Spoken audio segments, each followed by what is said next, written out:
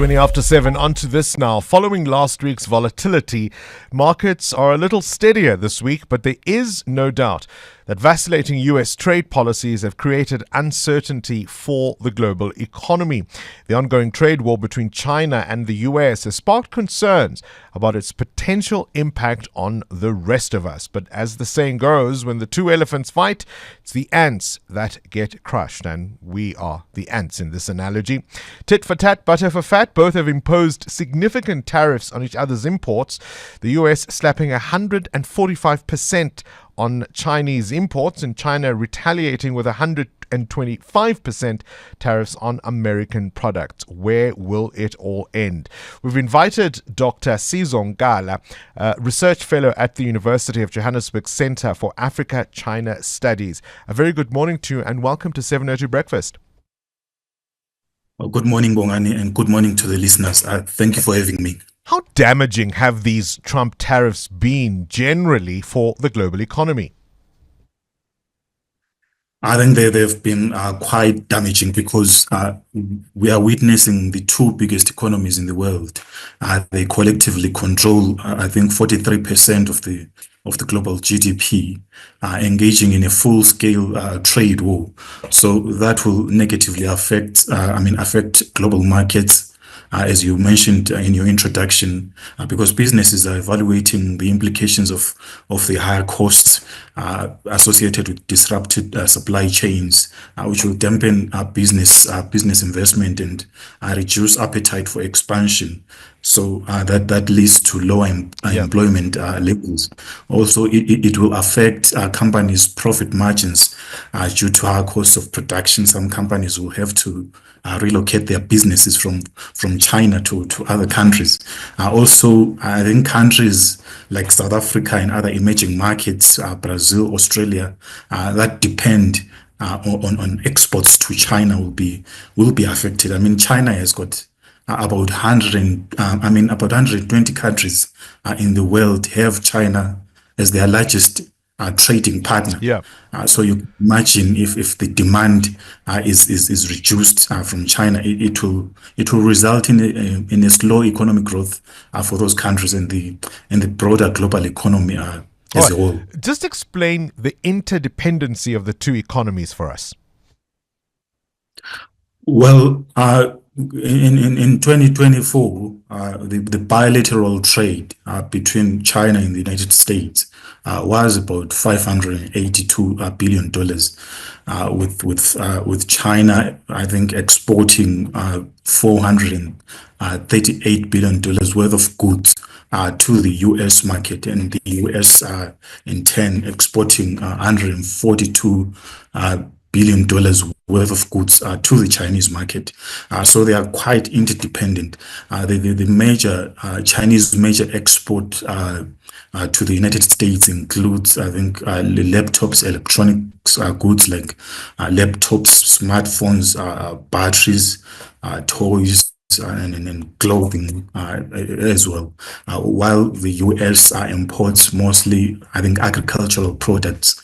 Soybeans, they make up a huge share of U.S. exports to China, and then also pharmaceuticals as well, and advanced semiconductors to the Chinese market. So they are quite intertwined.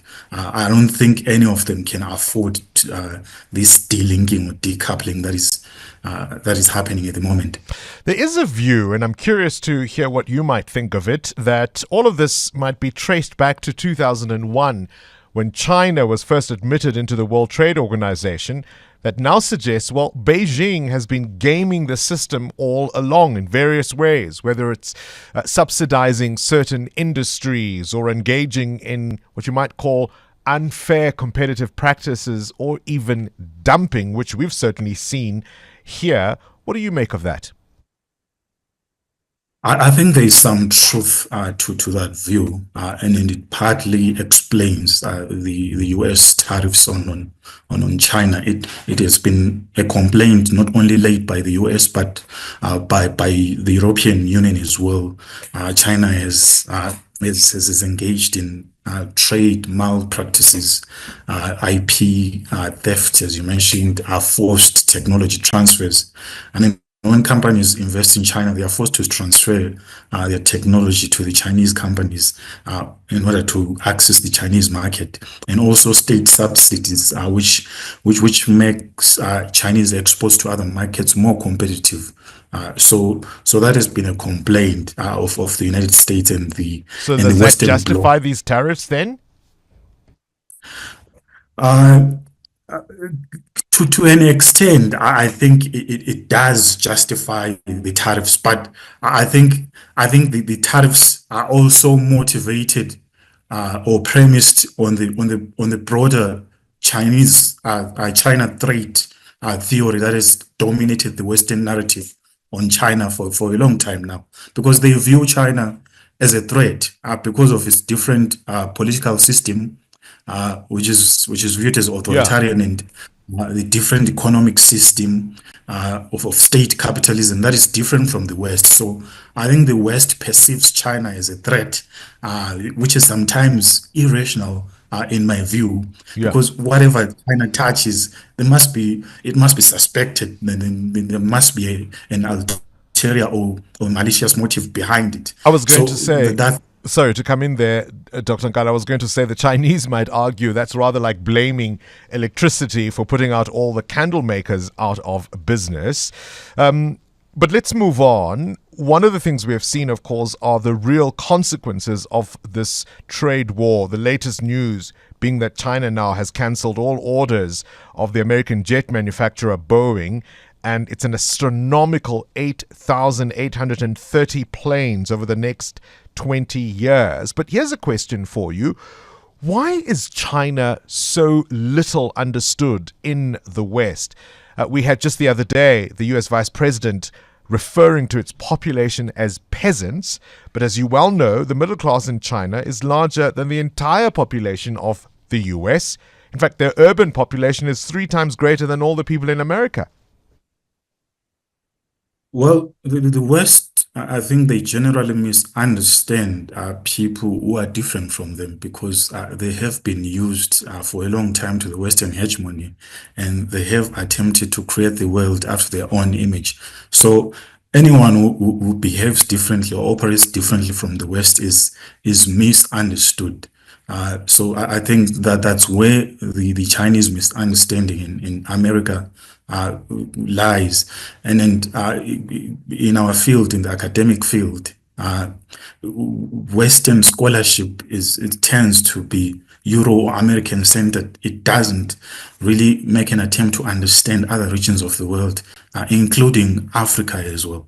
So I think that's where probably this misunderstanding comes from, and also it contributes to a miscalculation in terms of the United States, because I think they thought by hitting China with these tariffs, it will bring the Chinese economy to its knees, and send the Chinese government with a begging bowl All right. to the US. But China's economy is quite resilient, and they've expressed a willingness to stand up to the United States. I think maybe the United States didn't take that into account, and they are quite surprised at China's reaction. I appreciate your time joining us, of course, from the University of Johannesburg Center for Africa-China Studies, Dr. Sizo Nkala. Current events, developing stories, tough questions. your voice making a difference. This is Breakfast with Bongani Bingwa.